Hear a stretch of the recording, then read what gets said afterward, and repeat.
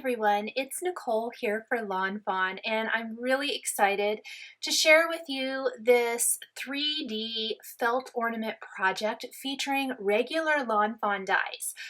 Last year, the stitched ornament die collection was probably one of my very favorite dies released. And it's been in the back of my mind to do some sort of stitching project with these dies.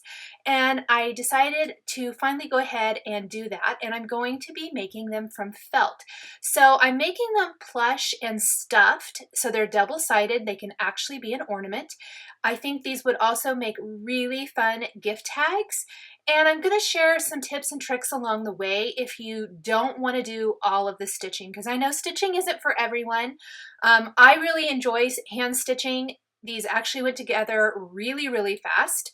But not everyone really likes the stitching or wants to do that. So I would totally recommend using hot glue or a fabric glue and gluing your pieces together.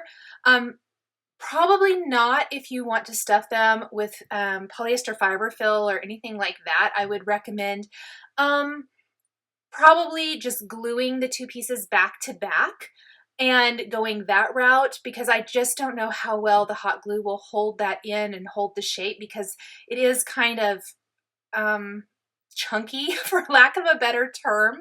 But I think that you could create beautiful designs without the stitching if you wanted to. I am starting, there are two ornaments, or two sides rather, per ornament. So there's just double of everything. There's a front and a back. There's a wreath for both. This wreath is from the mini wreath. I love this because I think it adorns it beautifully. You could use Lawn Fawn snowflakes. You could use the snowflake that comes in the stitched ornament collection. You could make the small ornament and the medium ornament. I'm using the largest from the stitched ornaments. You could stitch on the little hearts.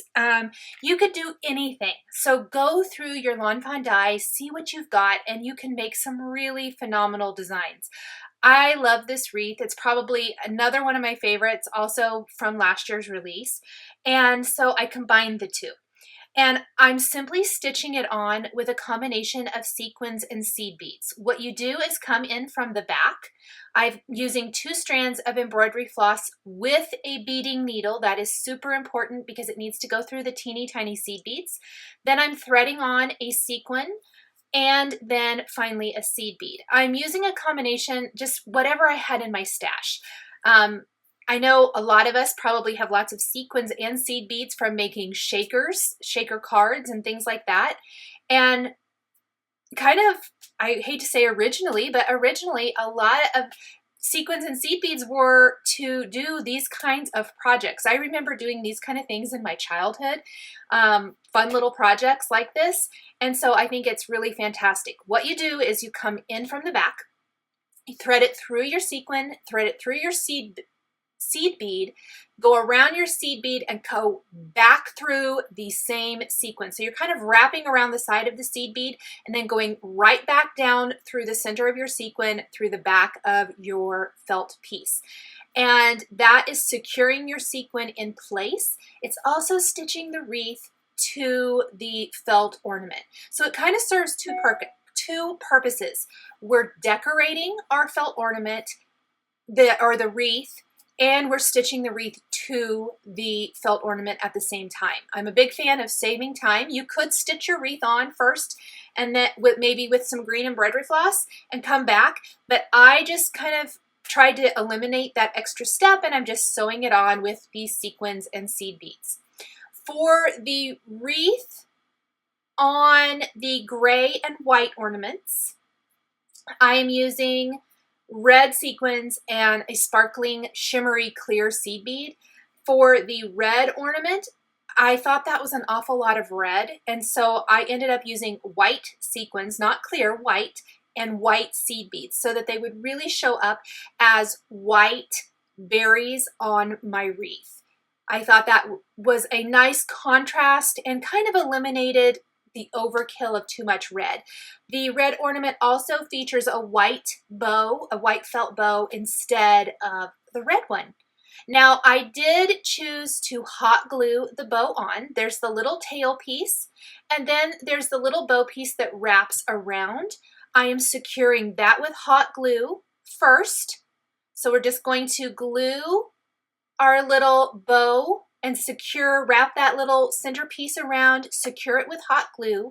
Then we'll add another little dab of hot glue to the tails there of the bow and secure the bow itself right there to the ornament. And look how pretty that is.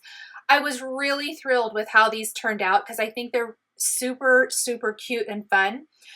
I did these in my personal holiday colors, and I also did them in this colorway because I think if you added a gift tag to these, you could thread the gift tag, like a to and from gift tag, onto this ornament and tie it to a package and give it as a gift.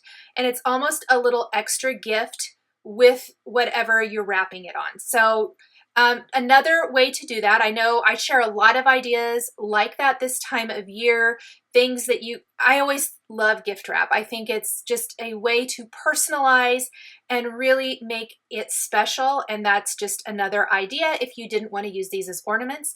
I also think it would be really fun to do a bunch of these and make a little box and give them as an actual gift, because I would love getting something handmade like this from as a gift from someone. Now I am just doing a little blanket stitch to secure the front and back of my ornament together. After I have stitched both sides, I've attached a wreath to both sides. Like I said, since I made these plush stuffed ornaments, I really felt like it needed both sides. If you wanted to do a tag instead, you could just do one side if you wanted to. But I'm going to secure or attach the two sides with this blanket stitch. It's a super easy stitch. I really wanted to make this as quick and easy as possible. You could do all kinds of fantastic stitches around. Actually, I think I said blanket stitch. This is a ladder stitch. I'm so sorry. Anyway, I'm either one, pretty easy. They're just a little bit different. But I'm simply just kind of going around the outside of this to secure my ornament. Now I did use contrasting embroidery floss, 2 strands again. If you wanted it to be a little more prominent, I would suggest using additional strands of embroidery floss, maybe 4 or so. It just is personal preference and whatever you like. And I went around probably 3/4 of the way before I stuffed it, and then I'm going to secure the rest of it. Now, the great thing about the Stitched Ornaments die collection is that there's toppers for the ornaments. There's 2 sizes, and I think for both the large and the medium ornaments, you're going to want to use the large topper. And you can see I've die cut them and laid them out on my work table here. And then for the small one, you would want to use the little tag or ornament topper, and I cut that from a contrasting color of felt. I'm stuffing each ornament with just a little bit of polyester fiber fill. And there's no rhyme or reason to this. I tried not to overstuff it because I think it makes it hard to stitch shut. And I just kind of stuffed it enough so that it's got a little bit of dimension to it.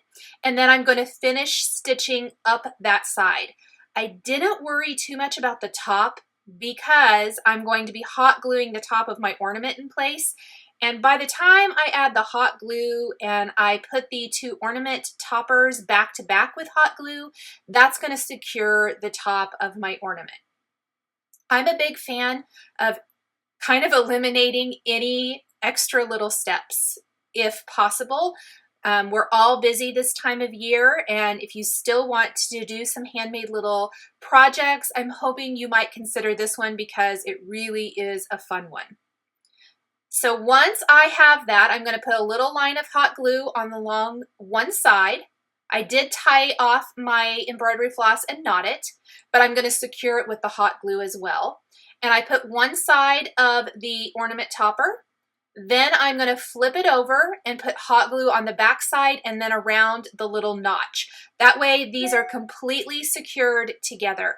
I will say that the hot glue tends to get in that little hole, and while it's still somewhat warm, I would suggest taking a piercing tool of some sort or a big needle and getting that glue out of there, because we're going to want to thread through some pretty lawn trimmings twine, or you could even do a ribbon or something like that. I'm using my very, very favorite lawn trimmings twine. This is the white with the red sparkle in it. So it's red and white, which I absolutely love. And we're just going to knot it. This would be, if you were going to make this a tag, where you would want to take, I would suggest probably a paper tag, something you could write on, and not anything too intricate. Lawnfawn has lots and lots of amazing tags. Just stamp, die cut a little tag, stamp to and from, thread it on here, and the recipient can then remove the tag and they're left with the beautiful ornament. So I've already stitched my wreaths to my last ornament, and I'm so sorry. I have my stocking hat in the way. I think I forgot to take it off.